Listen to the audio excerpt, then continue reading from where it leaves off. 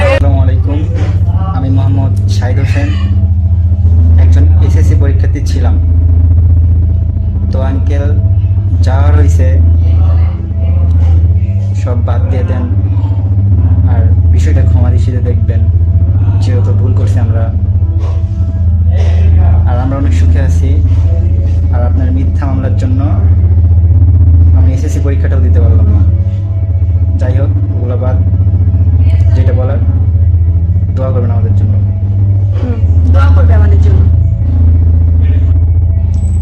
আসসালামু আলাইকুম সবাইকে, আমি তাসমিয়া রানা তামান্না। আমি লাইভে আসতে চাচ্ছি না, কিন্তু আমার বাবা আমাকে বাধ্য করতেছে লাইভে আসার জন্য।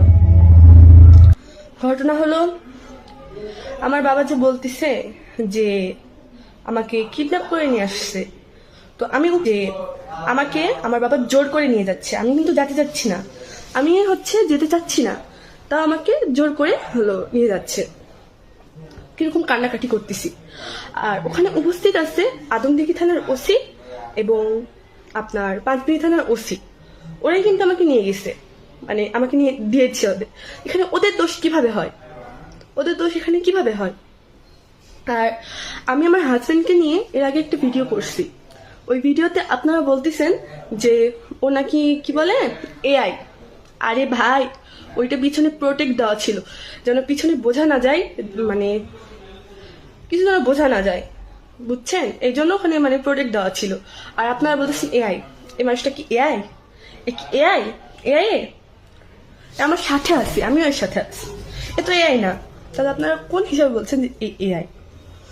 আর আমার মা, মানে সৎ মা, যেটাই হোক, আমি বলছি, উনি যে আমাকে বলতেছে আম্মু যে আমার মেয়ের তো বয়স হয়নি, আমার মেয়ে কিভাবে, আমার মেয়ের কিভাবে বিয়ে হয়, কিভাবে বিয়ে দেয় আমার মেয়েকে, আমার মেয়ের তো বয়স হয়নি। আচ্ছা, তুমি কত বছর বয়সে বিয়ে করছিলে? তুমি তোমাকে নিজেই বলো। আমি 12-13 বছর বয়সে বিয়ে করছি। তাহলে তোমার কি বয়স হয়েছিল তখন বিয়ে করার?